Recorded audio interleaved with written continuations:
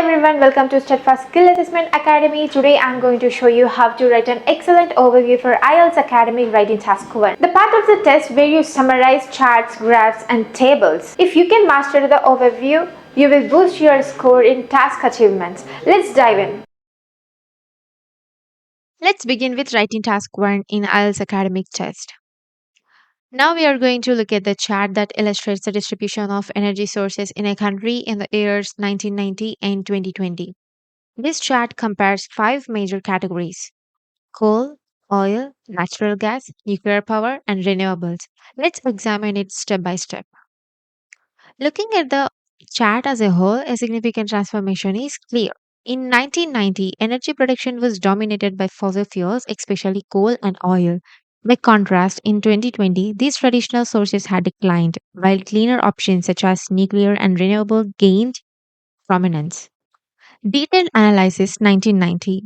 In 1990, coal was the leading energy source, accounting for 40% of total consumption. The second largest contributor was oil at 30%. Together, coal and oil represented around 70% of the entire energy mix, highlighting the country's heavy reliance on fossil fuels.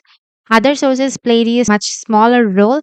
Natural gas stood at 15%, while nuclear power contributed only 10%. Renewables such as wind and solar were barely significant at just 5%. So, if we see in detail analysis 2020, by 2020, energy landscape had altered considerably. The proportion of coal had been cut in off, falling dramatically to 20%. Similarly, oil also declined, though less sharply from 30% to 25%. Meanwhile, alternative sources rose in importance. Natural gas grew. Natural gas grew moderately to 20%, matching coal. Nuclear power expanded from 10% to 15%, reflecting greater investment in atomic energy. Overall, the chart highlights a clear shift from traditional fossil fuels towards cleaner alternatives. Coal, once the largest contributor, experienced the steepest fall, whereas renewables saw the most dramatic rise. In conclusion, between 1990 and 2020, the country reduced its dependence on coal and oil, while renewables and nuclear energy became increasingly important in the overall energy mix. Now, let's see the answers based on the key points we noted. The charts illustrate the proportion of energy generated from five different sources in a country in 1990 and 2020. Overall, it is clear that reliance on coal and oil declined significantly over the period, while renewable energies increased considerably. Nuclear and natural gas also showed moderate growth. In 1990, coal was the dominant energy source, accounting for 40% of total production, followed by oil at 30%. Natural gas contributed 15%, whereas nuclear power made up 10%. Renewables were the least significant, at only 5%. By 2020, the situation has changed substantially. Coal dropped by half, providing only 20% of the country's energy, while oil decreased slightly to 25%. In contrast, renewable sources rose sharply to 20%, matching natural gas, which also grew to the same level. Nuclear energy increased moderately to 15%. In summary, the country moved towards a more balanced energy mix with less independence on fossil fuels and greater emphasis on renewable sources by 2020. Let's go to the writing task 2, and the topic is: some people believe that government should spend more money on public transport rather than building new roads. To what extent do you agree or disagree?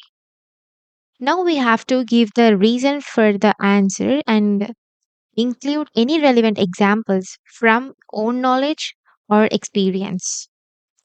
In most big cities, private cars are the main cause of traffic jams. If buses, trains, and trams are reliable, frequent, and affordable, more people will use them instead of cars. This reduces traffic and saves travel time. Cars produce a lot of air pollution and greenhouse gases, but public transport, especially electric trains and buses, produces much less. For example, metro systems in Delhi and Beijing have already helped to reduce air pollution. Some people argue that new roads are necessary for growing population, but the truth is when we build more roads, more people buy cars. This creates even more congestion, a problem called induced demand. So, while a little road expansion may be useful, government should focus more on public transport. It reduces traffic, protects the environment, and gives affordable travel options for everyone. That's why public transport investment is smarter and more sustainable. Now let's see the answers based on the topic we discussed. Public spending priorities often spark debate, and one recurring question is whether government should allocate more funds to public transport instead of expanding road infrastructure. I strongly agree that investment in public transport is more beneficial for both individuals and society. Firstly, improving public transport reduces traffic congestion. In many major cities, private vehicles are the primary cause of road overcrowding. If reliable, frequent, and affordable buses, trains, and trams are available, more people will prefer them over cars. This shift not only decreases traffic jams but also shortens travel times, making cities more efficient. Secondly, public transport investment benefits the environment. Cars are a major source of air pollution and greenhouse gas. By contrast, modern trains and buses, particularly those powered by electricity, produce far fewer emissions. For instance, introduction of metro rail systems in cities such as Delhi and Beijing has significantly reduced urban air pollution levels.